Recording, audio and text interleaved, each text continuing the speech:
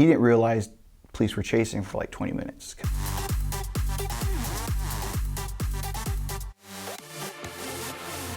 In our first 4 Mischief movies, we're so used to getting away with breaking all kinds of traffic laws, you know, and run away from police, hide from police.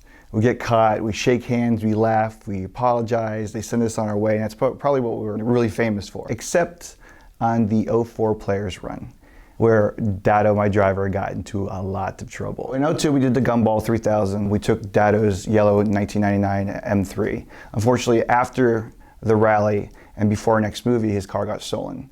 We featured the 03 Players Run in our third movie, Mischief Destroy. Dado bought a 1995 blue M3 the day before we started the rally, and it was LA to Miami. And we weren't even sure if this car was gonna make it all the way because it had 150,000 miles on it, but it made it all the way to Florida. No problems. He left the car there. The car got worked on for about a year. It was gutted, had a roll cage, it was road race ready. But unfortunately, it wasn't tuned properly, and it missed the plane going over to Europe for the Cannonball Run Europe, so we ended up renting that Ford Mondeo. So he's been waiting so long to actually have a fast car to compete with all these exotic cars, you know, over the years. And then finally, he got his chance on the 2004 Players Run. The Players Run, Dado's car, that used to be blue, is now yellow. It's 550 horsepower, turbo. It wasn't exactly set up to race across country. It was ready to race, which meant there was no windows in the doors. The interior was gutted. There was no AC, no heater, race seats, no radio. We didn't even think this through. There was a hole in the floorboard, like right in front of me, that would constantly blow hot air into my face. And there was an exhaust that came out through the back that would always burn my hands if I did like a stretch. My jacket caught on fire back there. We were so excited we actually had a fast car to compete with everybody. So the first day we left New York City, went to Niagara Falls, down to Columbus, Ohio, and Dado was going nuts. We met this guy, Adrian. He had a highly modified 993 turbo, and for some reason, Dado and Adrian went head to head for hours, doing like 160, 170 on the highway, just racing, and Dad was loving it. First day he went a little nuts. Second day, we headed out to Kansas, and this is where it all goes bad. We get to I can't remember what racetrack it was. We got some laps, and of course Dad was happy because his car was set up to race. So there was a kid there with his father, and I think they took a Ferrari Testarossa onto the rally, and his son was a big fan of Dado. He was like, hey, can I please ride with Dado for one leg? And his dad's like, well, you've seen Dado in the movies. I'm warning you now, if something happens and you guys get arrested, I'm gonna leave you.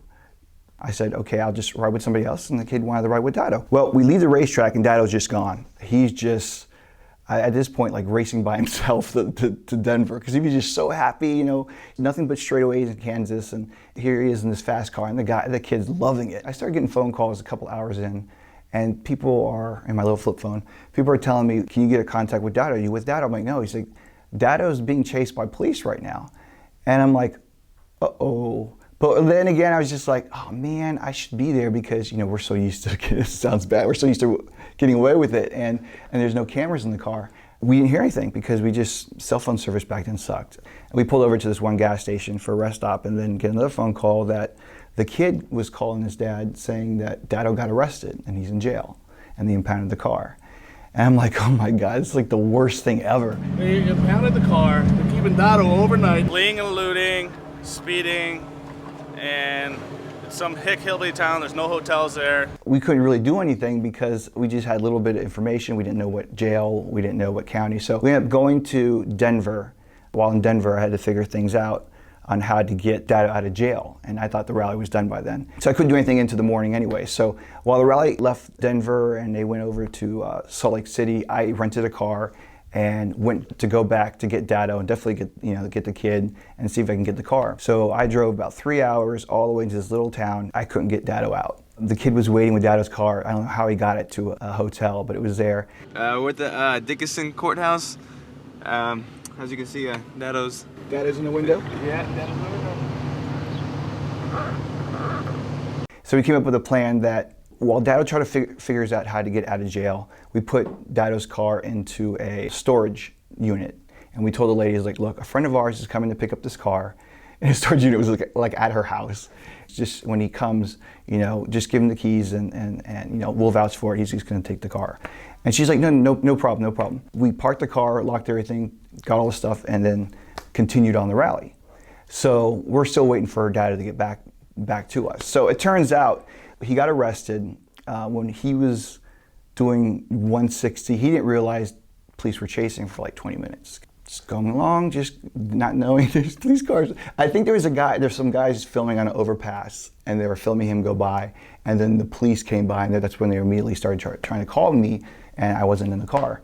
And well, there was no phone service anyways. When he finally saw a police car with its lights on come from the other direction and turn around into the gravel, he decided, like we usually do, we take an exit, hide somewhere in a ditch, just hide somewhere. So he went further down. Since the police chase was going on for so long, they already had a helicopter up there. He went down to some country road, and they actually filming, the guy actually had his video camera, and he's filming Dado. And in the distance, you'll see a police car come up, and then the camera cuts off, and they got him. Because I was 20 miles that way, and I could hear him like play-by-play on the radio. He was saying where you were and what you were doing. And oh yeah, I mean, he was watching that. When you went north, we knew you didn't know where the hell you were going to go north. He went to jail. He had a hearing that day. They figured out this road rally causing havoc all over their state. The judge set a $75,000 bond. The next day, he had a second hearing with another judge. The second judge is like, $75,000, that's ridiculous. So he reduced it to $20,000. And he was able to pay it after staying 2 nights in jail.